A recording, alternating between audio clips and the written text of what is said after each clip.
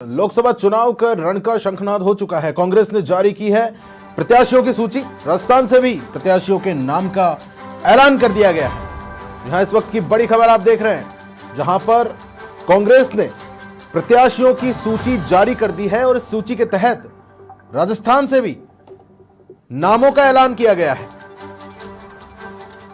बड़ी खबर इस वक्त की। लगातार मंथनों का दौर चल रहा था प्रत्याशियों को लेकर। तमाम बैठकों के दौर के बाद, मंथन के बाद, जितने भी पार्टी के आला अधिकारियों थे, जितने भी पार्टी के आला कमान के नेता थे, उन सब में मंथन के बाद अब कांग्रेस ने प्रत्याशियों की सूची जारी कर दी है, जहां राजस्थान से भी कुछ नामों की सूची जारी की गई।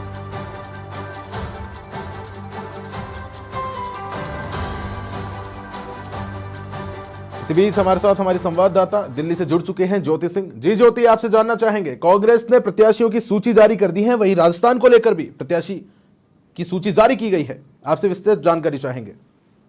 प्रताप, देखिए, सबसे पहले हम कांग्रेस की चौथी सूची की बात करते हैं, जिसमें 46 कैंडिडेट्स का अनाउंस देखिए कांग्रेस ने कर दिया है। वहीं राजस्थान की बात करें तो देखिए 3 सीटों का ऐलान किया है। हालांकि इसमें देखिए कांग्रेस के 2 उम्मीदवारों की घोषणा की गई है। एक सीट की बात करें तो नागौर वाली सीट को आरएलपी के साथ गठबंधन के लिए छोड़ा हुआ है। वहां से देखिए ऐलान जो है आरएलपी पार्टी करेगी। जयपुर ग्रामीण की बात करें तो अनिल चोपड़ा को देखिए उम्मीदवार बनाया है, और करौली धौलपुर से बात करें तो भजनलाल जाटव को उम्मीदवार बनाया है। हालांकि देखिए हम बीते 2 दिनों से लगातार अपने दर्शकों को यही जानकारी दे रहे थे कि अगर लोकसभा चुनाव के उम्मीदवारों की घोषणा कांग्रेस करती है तो इन सीटों से ये संभावित नाम हो सकते हैं।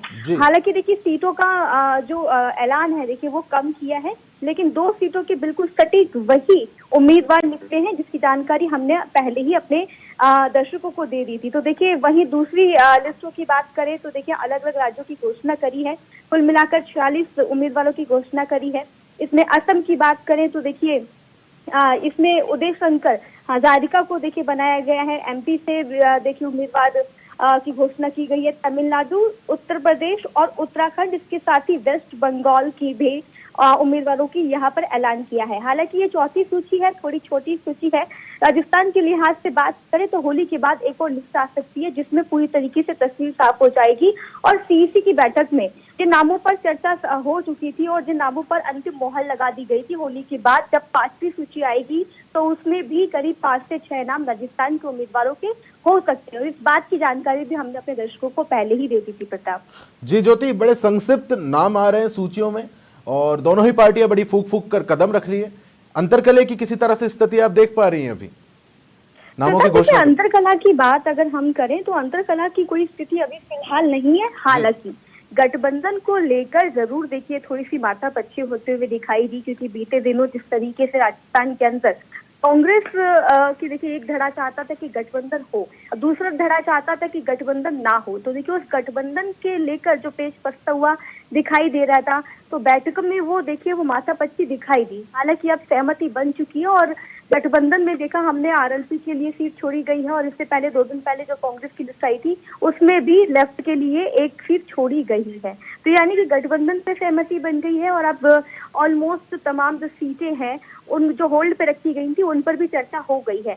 दोनों ही पार्टियां बचे हुए जो सीटें हैं उस पर एक दूसरे का इंतजार कर रही है कि सामने वाली पार्टी प्रत्याशी को उतारे, तो उस अकॉर्डिंग जो है जिताऊ उम्मीदवार पर दाव लगाया जाए। तो देखिए अब जो होल्ड पे सीटें बची हुई हैं वो सिर्फ इसलिए बची हुई हैं ताकि बीजेपी और कांग्रेस दोनों अपने उम्मीदवारों का ऐलान करें, ताकि एक दूसरे के अपोजिट में जब उतारेंगे कैंडिडेट तो वो जिताऊ उम्मीदवार हो सकता है। जी, जारी किए गए नाम वही हैं जिन पर समाचार प्लस ने पहले ही संभावना जताई थी। बहरहाल धन्यवाद। इसी बीच दिनेश कसाना हमारे साथ जयपुर से जुड़ चुके हैं। जी दिनेश, आपसे जानना चाहेंगे, कांग्रेस ने प्रत्याशियों की सूची जारी की है। बिल्कुल, देखिए चौथी लिस्ट है और चौथी लिस्ट में कुल 46 नाम शामिल है, लेकिन राजस्थान की दृष्टि से इसे देखा जाए तो 3 नाम शामिल है राजस्थान से। और इनमें सबसे जो महत्वपूर्ण बात है वो आरएलपी के साथ गठबंधन को लेकर है, जो लगातार चर्चाएं चल रही थी। किसी का विरोध सामने आ रहा था, किसी की सहमति इसमें हो रही थी, लेकिन ये कांग्रेस की ओर से ये स्पष्ट हो गया है कि अब आरएलपी के साथ कांग्रेस पार्टी ने गठबंधन हो गया है और नागौर की जो सीट है वो आरएलपी के लिए छोड़ी गई है।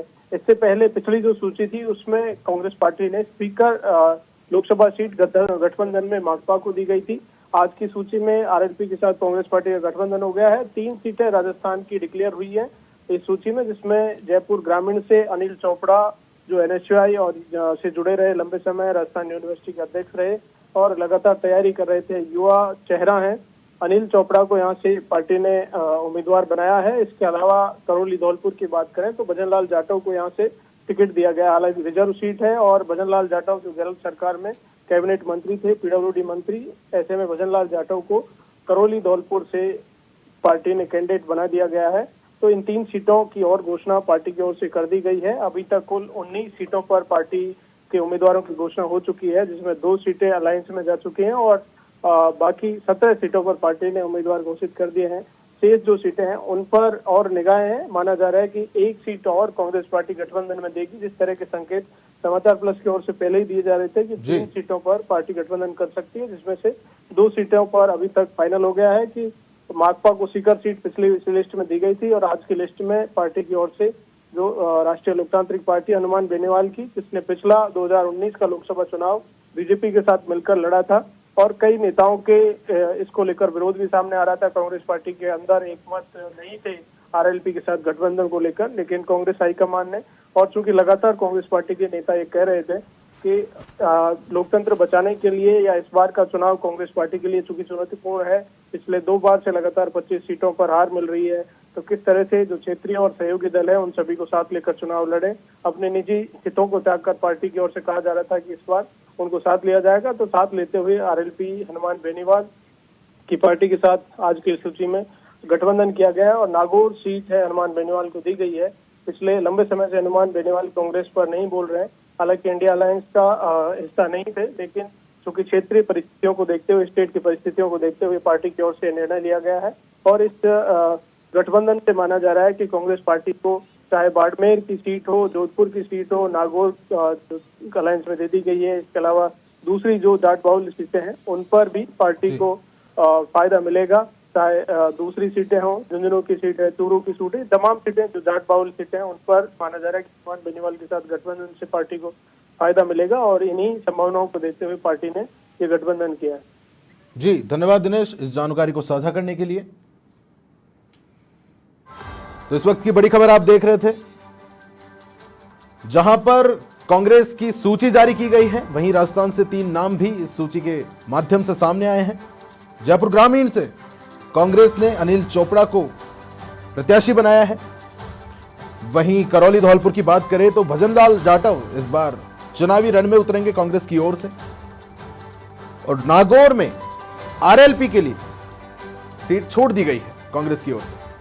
इस वक्त की बड़ी खबर, राजस्थान की 2 सीटों पर कांग्रेस की ओर से प्रत्याशी घोषित कर दिए गए हैं। जयपुर ग्रामीण से अनिल चोपड़ा पर पार्टी ने विश्वास जताया है। लोकसभा चुनाव का शंखनाद हो चुका है, दोनों ही पार्टियां प्रत्याशियों की सूची जारी करने में लगी है। वहीं कांग्रेस की इस वक्त की बड़ी खबर, कांग्रेस की प्रत्याशियों की सूची जारी हो गई है।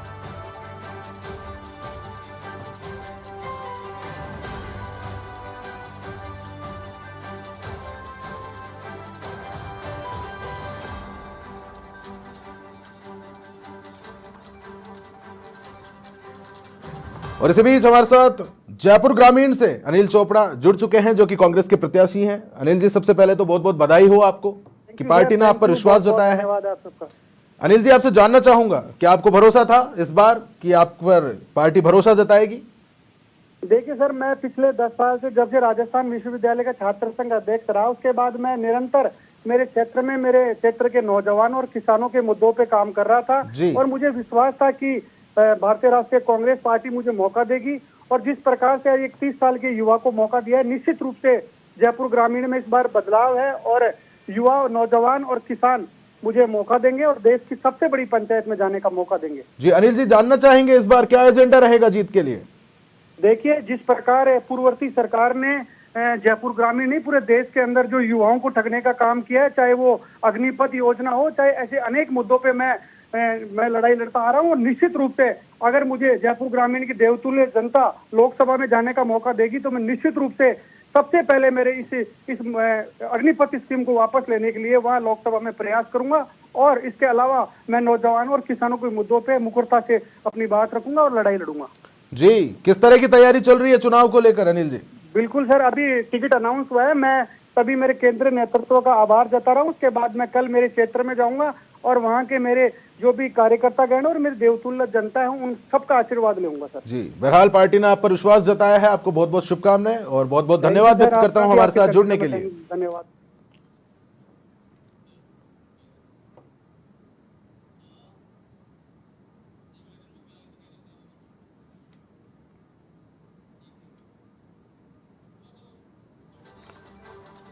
इस वक्त की बड़ी खबर आप देख रहे थे, जहां पर कांग्रेस ने प्रत्याशियों की सूची जारी की है।